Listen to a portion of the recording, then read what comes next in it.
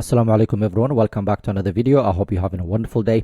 So in this video, I'm going to talk about ETFs again. We've got 4 different ETFs, 3 which are Sharia compliant by design, and 1 that's not basically Sharia compliant by design. I'll explain what all of that means. ETFs are a great way of investing your money without having to worry about looking at individual stocks and so on. They give you a basket of stocks, very well diversified, majority of them.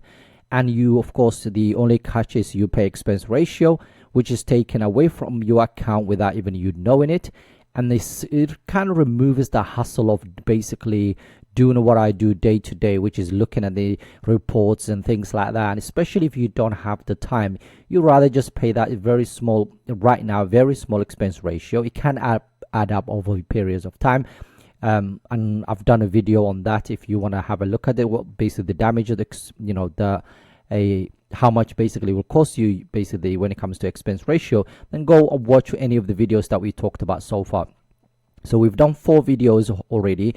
Basically is in this playlist called Halal ETF Analysis 2025. So have a look at that.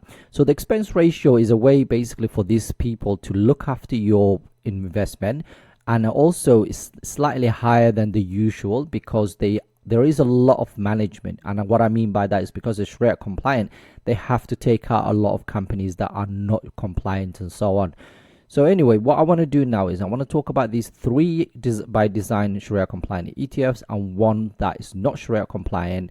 It is Sharia compliant, but it's not by design. So it's not one of those, no one has sat down and said, let's make it Sharia compliant. It's just happened to be a Sharia compliant. And I'll share all the information with you. Now, if you're new here, this is my actual portfolio. And as you can see, it's over £120,000 right now. The markets go up and down all the time. But what I've been doing is basically over the last 5 years and 4 years of sharing this journey with you guys. And if you've been with me, thank you very much. Put on the comment section, by the way, if you've been here for the last 4 years, because I know a lot of brothers are, and I know their names and they comment on the videos a lot. And yeah, just let me know what you own, what you're buying, what you're selling, how long you've been here and so on. And if you can join us in the Patreon account, that will be a wonderful way of supporting the channel, and you get access to a lot of things, including the family portfolio, all the buys and sells. You get monthly undervalued stocks and so on, ETF trackers and more, inshallah. Let's now get to the video. And the set of ETF I want to talk about today includes some of the HSBC ones. So this is the first one. This is based in the UK. HSBC is very similar to the iShares World Islamic. So they both track the MSCI basically index. Basically the underlying benchmark is that the MSCI basically World Islamic.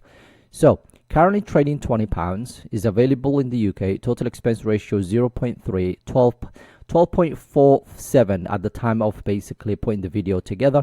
That's how much it returned last year. So that's actually, yeah, that's the total return, the price appreciation from last year. So it has basically underperformed the S&P 500. And as you can see here, because the S&P 500 I think was like 24, 25, I can't remember what it was, but over 20% anyway. It does pay dividends, but it is accumulated. So they take that dividend and reinvest in it for you. At the time of recording, basically it had over 440 million when it comes to in USD and in terms of asset and under management. Quarterly, you get basically the rebalance quarterly. One thing I couldn't find is there's some websites that said quarterly, some said semi-annually. Either way, they do rebalance it once or twice a year. Sectors, there's 11 different sectors. Basically, when it comes to ISA account, you can actually buy within your ISA.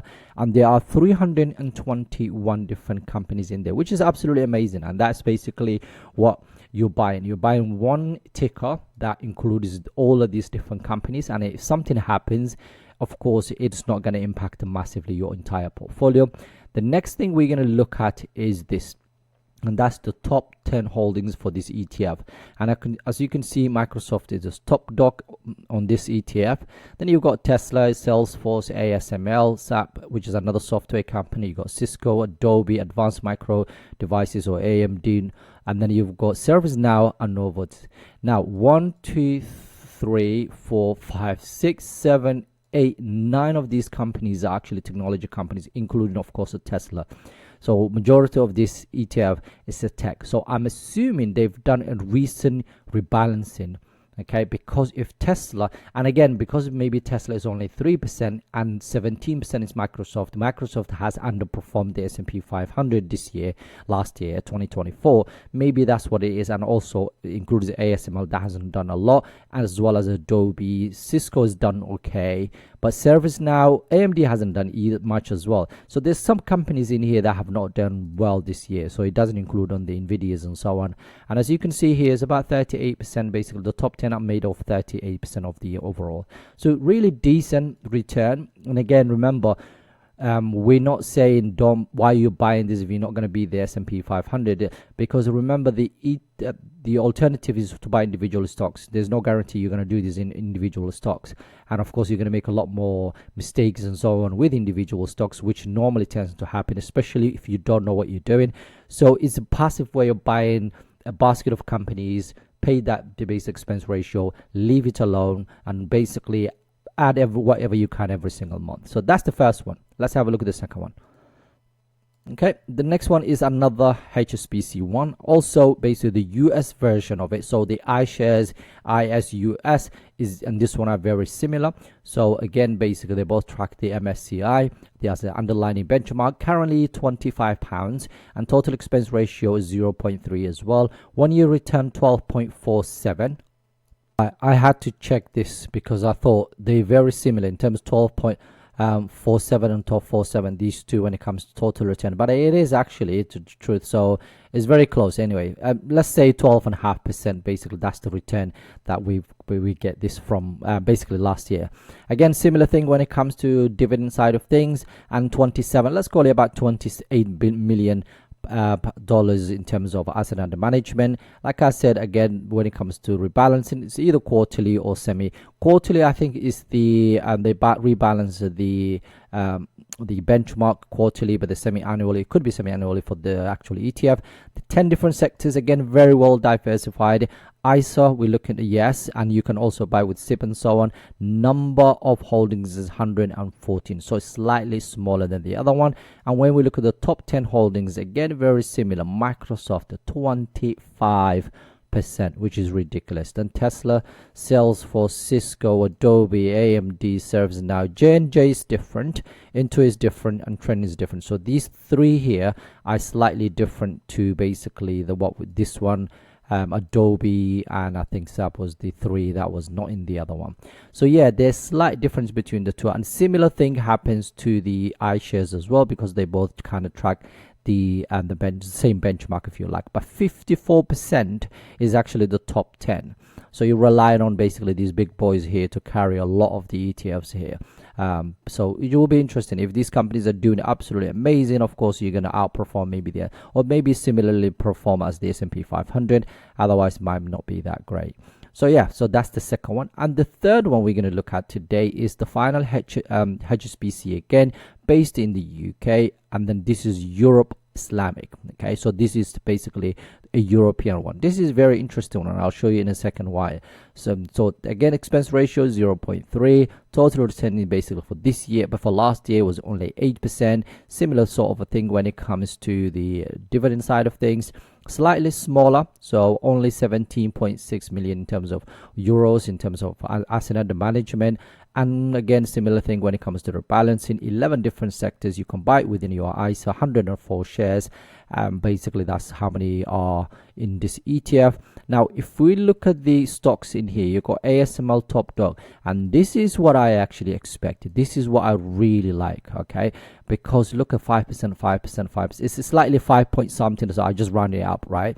But 5% of basically for the first 5, and then another 4% or so on, or maybe I rounded it up a little bit, okay, and then you got 3%, which is really good in comparison to what we've just seen here, where 25% is just the Microsoft. I like this. I like ETFs that are very much basically balanced in terms of weight inside of things. So you got ASML, you got SAP as well, Novartis, you got Schneider, which basically I think is Dutch company, I'm not sure. Total Energies, again, the oil company. ABB, I think it's Danish and so on. L'Oreal, we know already. Shell, we know. I'm not sure where this one came from, or this one here. So these two I'm not familiar with, but the rest of them are basically big boys in European countries. So it's interesting. It's all of them are very much small basically, but at the same time it's I like this. I like the weighting side of things, and again the expense ratio is quite low. So if you're interested buying basically individual stocks from European countries, probably with this ETFs will be better to invest in the ETF in the long run. I do own ASML. I had a look at this one for quite some time, but it seemed to be very expensive and I left it alone. I looked at it recently, but I can't remember whether it was on his own, whether it's basically was a Sharia compliant. But overall, really any good ETFs based in Europe. So again, if you're looking for a diversified basically portfolio, then it's interesting basically one to look at. And the final one, the one that I actually was excited to show you guys, okay, and that is the home builders. So SPDR, S&P 500 home builders. So this is by design not a Sharia compliant, so it can easily change. But I'm going to show you here, because if you go to Musafa, for example, and type the ticker that we basically XHB, you will see it says it's basically halal. And if you look at the holdings, and before you look at the holdings, if you look at the entire thing, you will notice is basically the business activities are passed. When it comes to interest-bearing securities and assets is actually a pass. It's very good pass too. And then interest-bearing debt is slightly the higher one. So you probably would have to keep up with this one here, because this is not closer to 5%, which is fine. And this is slightly higher. Now, why would you want to buy this? So let's go back. Maybe if you're looking for, and I'll show you exactly the companies that are in there, and you can have a look at that while we talk about. So it's slightly more expensive. Okay, is only return about 11%. You get the dividends. Again, this is not available in the UK, so if you live in the US, this is probably some for you. So again, in this video we've got some stuff that some ETFs that are available in the UK only, and then some are on European countries, and some are available only in the UK, in the US, for example. Now you get 0.6 is quarterly the dividends. Okay, 1.7 billion when it comes to asset under management, so it's way bigger than what we've seen so far. Basically, it gets rebalanced quarterly, and it's only one sector because it's only home builders. Although home builders can be, but majority of them will be that consumer discretionary kind of thing. Not available in the UK, and it's only 35 companies in there. So as you can see, you got 4%, 4%, 4%, all the way down, slightly 4 point something, whatever. Okay, I didn't want to round it up to 5%, but here we go. Lowe's, and we've got Home Depot. I was hoping these two, I expected basically these two to be on top. However, because they haven't done well, Williams-Sonoma is a company that I talked about a lot beginning of last year. I think it was a year before, and it was so undervalued at the time. And then guess what, this year I think it's done like, I don't know, over 100%. Let me just check. Yeah, that's what I thought, about 96% last year, which is absolutely crazy. So it's done absolutely amazing last year. Maybe that's why it's on top. Maybe it grew so much to the point where it became 4%. But yeah, so again, it's very well diversified, and the expense ratio isn't that high. You got the dividend yield. So if you live in the US, this is probably one to look at it as well. So that's the 4 ETFs I wanted to look at today. And again, I'm going to continue doing as many as I possibly can. If you know other ETFs that I've missed out and that are not on our list, so watch the list and let me know if I missed out anything. Then what I'll do is I'll collate all of that together, and then I will do another video that basically for us, inshallah, just to share with the community. And the more we do these kind of ETFs, the more, inshallah, because there are a lot of brothers and sisters that are interested in the stock market, but they don't actually know or have the knowledge to be able to pick individual stocks and so on. So what they're trying to do is just to be passive investors, if you like. And the only way that you can do that is just basically through these Sharia compliant ETFs. You buy them, you hold them, and you leave them alone. And I know a lot of the brothers in the community on the Discord actually do talk about some of the ones that they own. There's quite a few of them that they own, they always talk about, and so on. So yeah, just let me know, inshallah, what you think overall, the video and everything else, inshallah. And if you can like the video and subscribe, that would be absolutely amazing. Like I always say to you guys, join us in the Discord where you get access to a lot of things, inshallah. Have a wonderful day. Assalamu Alaikum.